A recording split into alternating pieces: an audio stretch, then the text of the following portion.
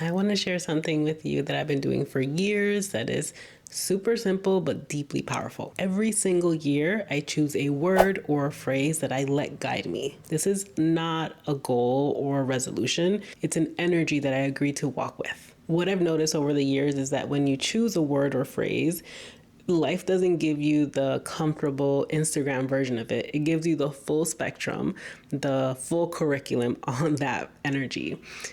For example, the year that I chose peace ended up being one of the most chaotic years of my life. And I remember thinking somewhere in the middle of the year, like, seriously though, like, how is this peace? And that year I learned a really important, valuable lesson that peace isn't necessarily the absence of chaos. It's your ability to stay grounded within it. It's being able to be the eye of the storm instead of letting it consume you or maybe blocking life out. And so it's still a lesson that I carry with me today. If you feel called to try this practice, I just want to share a few steps that I go through, see if that helps you. The first step is that I slow down. I quiet down. I stop looking outside of me for information and wisdom and instead go within. So no Google, no social media, no ChatGPT. Those are all helpful tools. They're just not helpful right now. So I go within, and this can mean maybe taking a few breaths, maybe meditating for 5-10 minutes. Sometimes if I feel called to, I can just turn it into a little ritual, a little ceremony. I do some breath work, whatever way you connect with yourself and kind of ground your energy and remember who you are.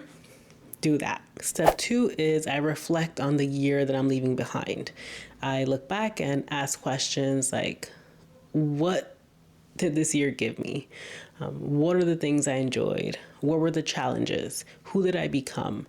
And I either journal about it or I just let myself contemplate. But I just kind of observe the year that just happened and just notice what is coming up, what themes are showing up. Then I ask myself questions like, what do I want to experience more of? What am I craving? What feels expansive in my body? What feels heavy and constrictive? The third step is once I sense a theme, I become a wordsmith. I start playing with language. I think of different words that can represent that energy. There could be different words that have a similar meaning, but there's a little energy to each one that's slightly different. So just leaning into the different words or different phrases that can represent that thing that I'm wanting to embody more this upcoming year. And really important, I let my body choose and not my mind. Logistically, my mind can be like, this is what we're doing, this is what we're experiencing. But your body has so much wisdom. So I let my body decide and I listen to what feels like a spark, what feels expansive. Just noticing even if you need to close your eyes sometimes to feel and scan your body and just notice what word feels the most resonant to your body in that moment. Step 4 is I let it simmer. I walk away. I don't look at it anymore. I don't try to figure it out. I don't, search for any answers. I just walk away, let it simmer. Just notice, maybe I dream about it, maybe I notice a synchronicity in my life, and I come back to it in a day or two. When I come back to this energy, I ask it, do you want to walk with me the next 365 days? And then I just notice what the answer is. If it's a full body yes, then I move on to step 5, which is honoring the threshold. Choosing a word or phrase is choosing a journey.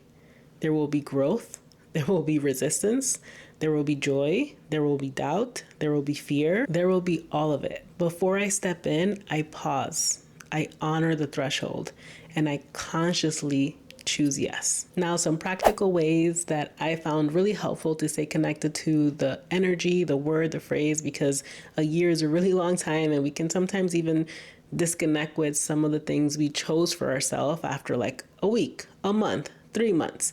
So these are just simple ways, and you can just take what feels good and leave the rest.